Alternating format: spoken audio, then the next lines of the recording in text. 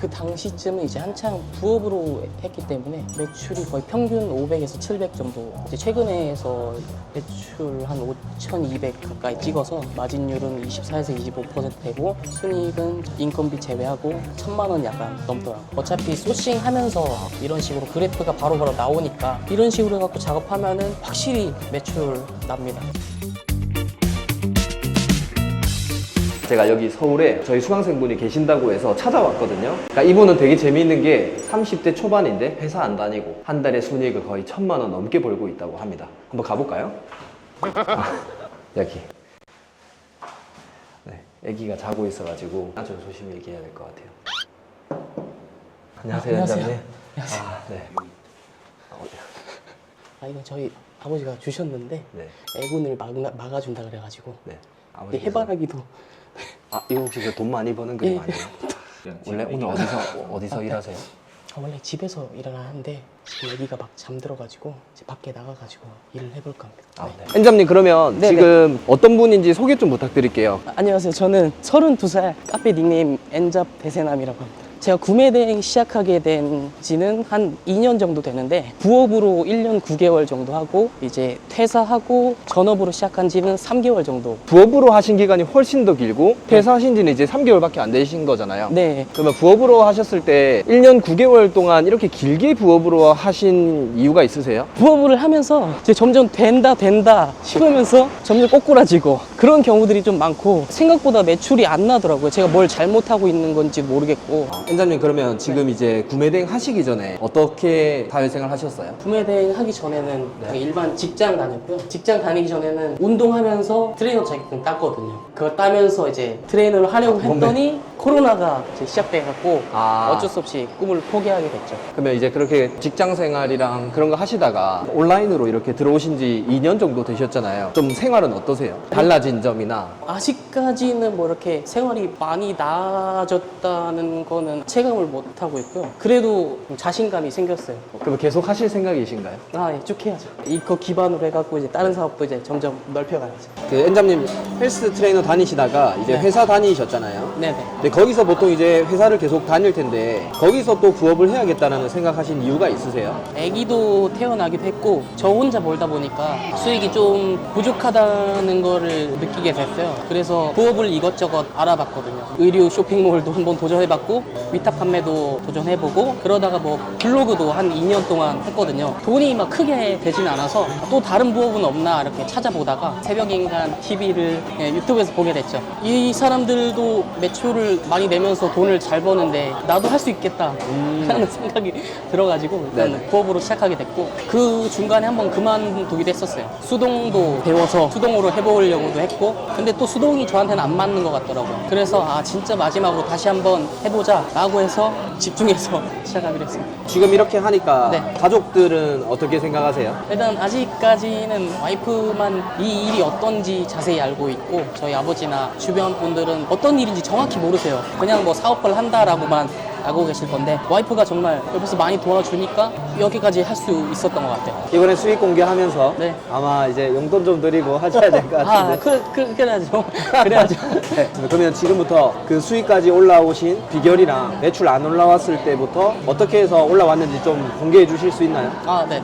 당연하죠. 카페 댓글 이런 거 많이 다셨더라고요. 좀 귀찮게 했죠, 사람들. 그때는 매출이 안 나왔을 텐데 지금 최근에 사업 근황이 좀 궁금하거든요. 그 당시쯤은 이제 한창 부업으로 했기 때문에 매출이 거의 평균 500에서 700 정도. 순이익이 얼마죠 그때는? 그때는 순이익이 한 90만 원 정도 된 것 같아요. 이제 최근에서 매출 한 5,200 가까이 찍어서 마진율은 24에서 25% 되고 순이익은 인건비 제외하고 1,000만 원 약간 넘더라고요. 팀장님 그 예전에 부업으로 했을 때 매출 네. 500 정도 나오다가 지금 이제 몇 개월 사이에 매출이 10배 정도 성장한 거잖아요. 네. 그때랑 지금이랑 비했을 때 어떤 차이가 좀 있었어요? 예전에는 알바생을 2명을 썼어요. 마진율도 30% 정도 되고 키워드도 한창 잘못되게 지어서 업로드를 하고 있었고 하루에 한 30개, 많으면 50개 정도 올렸던 것 같아요. 그런 식으로 올리니까 매출이 그밖에 안 났던 거고 그래도 놓지 않고 계속했어요. 그러다가 1년 9개월 차쯤 돼서 해서 그대로 계속 하면은 뭐 시간 낭비기도 하고 돈도 안 되고 힘들 것 같다 해서 되든 말든 한번 무작정 많이 올려보자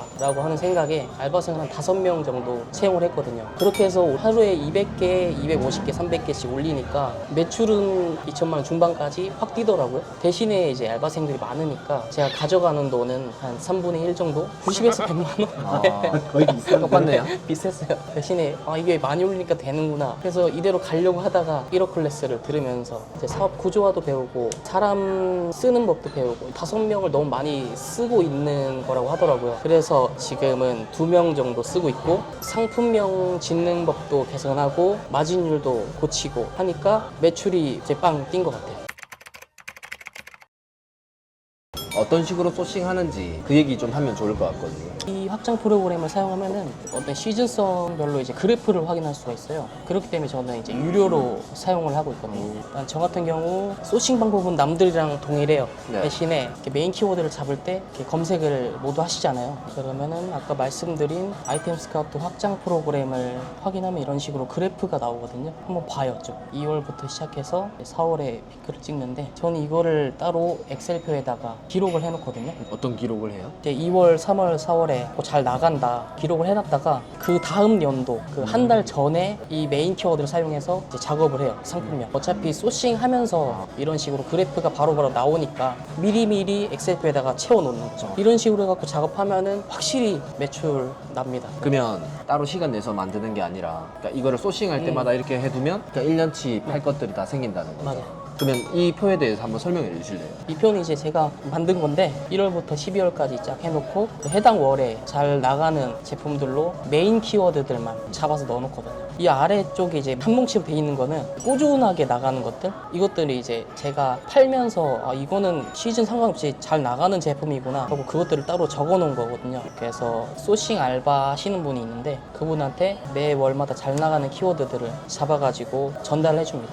그거를 이제 토대로 이제 소싱을 진행하시고, 그 방식으로 찾았던 상품이 여기서 뭐 있어요? 제가 그 방법으로 찾아갖고 판매했던 게 이 제품이거든요.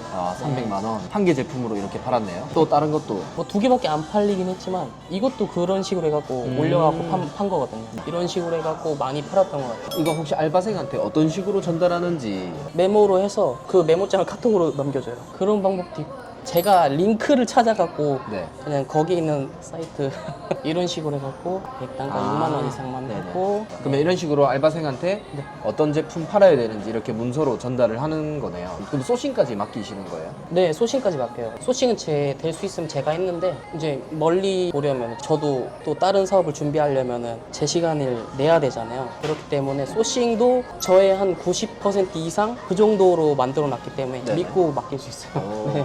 또 그런 거 궁금해 하거든요. 그렇게 가르쳐 놓으면 자기 거 차리지 않냐. 저도 좀 걱정을 하긴 했는데 그렇진 않더라고요. 이분도 구매 대행을 잘 아시는 분이 아니라 부업으로 하시던 분이라서 그냥 가르쳐 드린 것만 그냥 그대로 잘 하세요. 대표님, 그러면 제일 처음에 이런 상품을 찾는 방법을 좀 더 설명해 주실 수 있으세요? 예를 들어 들깨 탈곡기를 검색했을 때 그래프를 확인해서 이제 9월부터 조금씩 올라가다가 10월에 딱 피크를 찍거든요. 네.